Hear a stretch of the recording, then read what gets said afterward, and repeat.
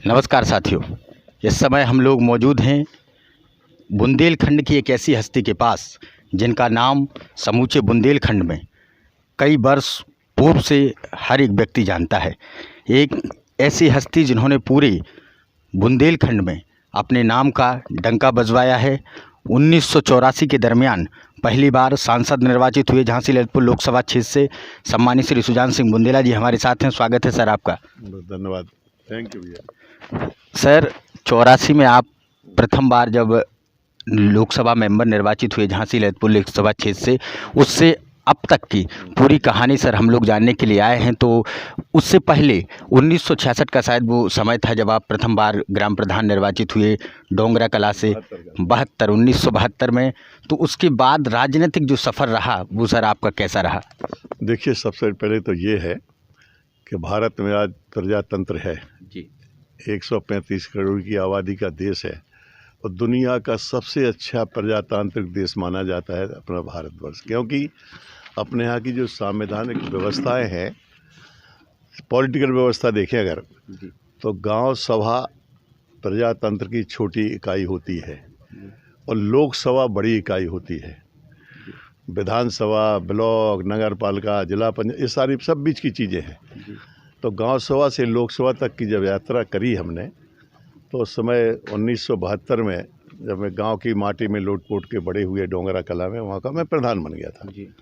तो एक आकांक्षा थी, लगन थी कि थोड़ा आगे बढ़ें। इत्तेफाक ऐसा हुआ कि 74 में सरकार कांग्रेस की, उन्होंने ललितपुर को जिला दिया हम लोगों की मांग के ऊपर।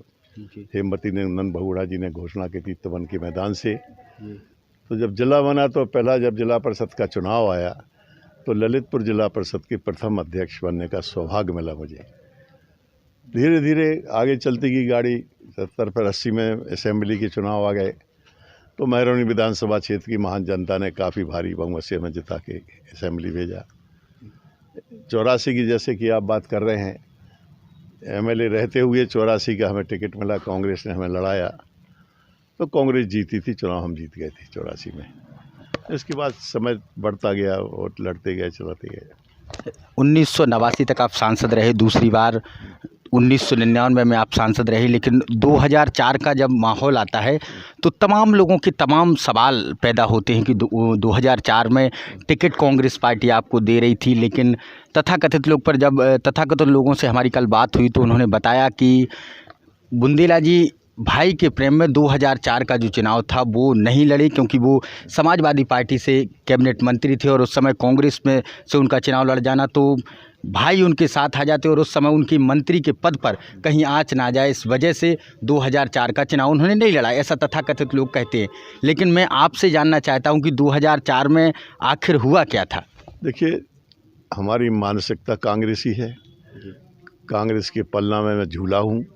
भाई सपा में थे, उससे मुझे कोई लेना देना नहीं। समाजवादी पार्टी से भाई हैं, भाई रहेंगे, वो तो कोई मिटा नहीं सकता। लेकिन जहाँ तक पार्टी की बात है तो हम तो कांग्रेसी, इस वजह से थोड़ी कि वो मंत्री मिट जाएंगे, नहीं। हमारा चूँकि रह चुके थे 2 बार, तो हमने कि दूसरों को मौका मिलना चाहिए। सवाल ये है, दूसरों को मौका दिलाने के लिए वो चुनाव नहीं लड़ा गया था। लेकिन 2009 का समय आते आते आप एक बार फिर से निर्दलीय मैदान में उतर जाते हैं। प्रदीप जैन आदित्य उस समय झांसी ललितपुर लोकसभा क्षेत्र से सांसद बने, तो उस समय के क्या पूरा आंकलन रहा आपका? देखिए, तो दरअसल कार्यकर्ता जो वर्कर्स, जो हमारे साथी सहयोगी थे, उन्होंने काफ़ी दबाव डाला हमारे ऊपर। उन्होंने कहा कि नहीं आपको तो हमें भी एक अपना थर्मामीटर लगाना था कि लोग कहाँ तक कितना हमें चाहते हैं, मानते हैं ललितपुर के लोग। तो लड़ गए थे तो लोगों ने बाकायदा सम्मान दिया और तीनों लगभग 200-400-500 वोट के फ़र्क से कांग्रेस के कैंडिडेट, निर्दलीय हम और बसपा के, तीनों को लगभग बराबर उठाए थे।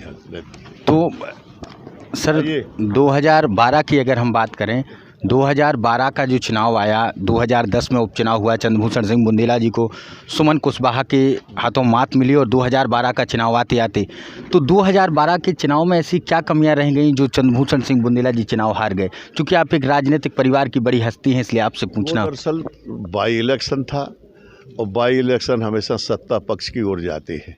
जी, मैं सर 2010 की नहीं 2012 की भी बात कर रहा हूँ। नहीं, तो 12 में तो चूँकि अब सपा की सीट से लड़े थे, पार्टी की उतनी अच्छी छवि नहीं रही होगी, इसलिए चुनाव हार गए थे उसमें। पार्टी की छवि के ऊपर भी तो चुनाव होते हैं नहीं जी। लेकिन 2012 में जब समाजवादी पार्टी की सरकार उत्तर प्रदेश में उस दौरान बनती है, ललितपुर सदर विधानसभा सीट से चंद्रभूषण सिंह बुंदेला चुनाव हार जाते हैं, तो इसके पीछे कोई कारण? नहीं बनती है जी। लेकिन लोगों की जो विचार हैं, आवाम के, जो जनता के, उस समय रुझान नहीं रहा होगा इस क्षेत्र की जनता के, चुनाव हार गए थे। गुड्डू राजा की कोई कमी नहीं थी, प्रत्याशी थे, ना कार्यकर्ताओं की कोई कमी थी, जनता की विचारों के ऊपर होता है चुनाव।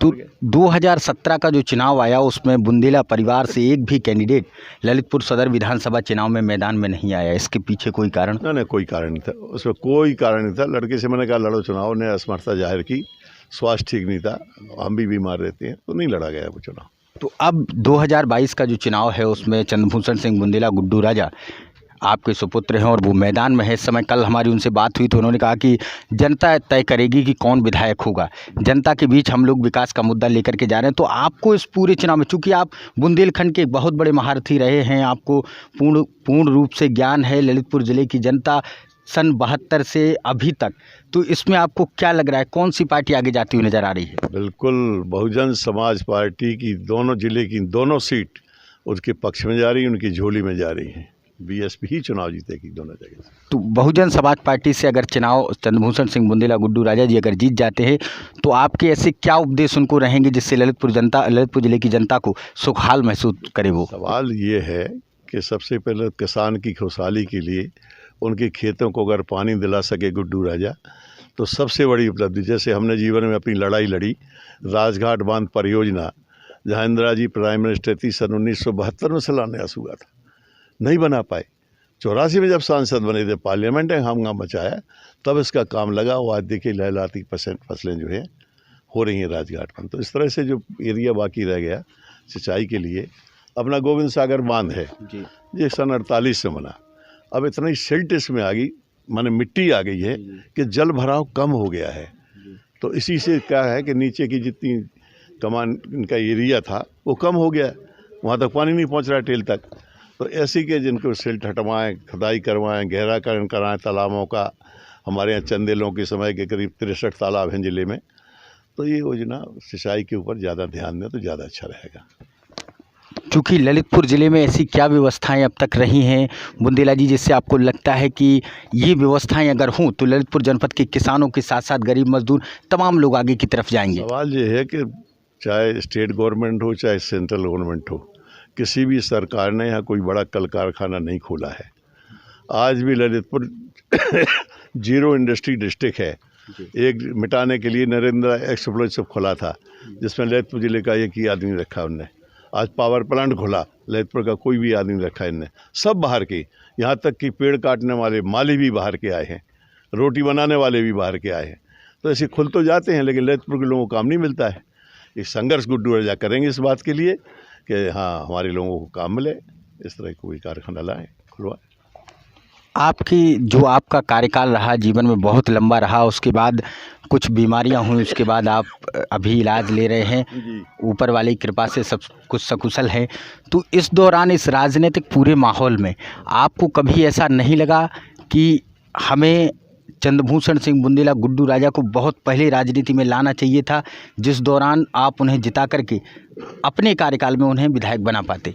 नहीं, देखिए कार्यकाल से नहीं बनते हैं, लक्ष्य अपने स्वभाव से, अपने व्यवहार से, अपनी सोच से, अपने विचारों से और अपने जनता के व्यवहार से जो रहेगा, जनता के बीच में रहेगा, वो एमएलए बनेगा।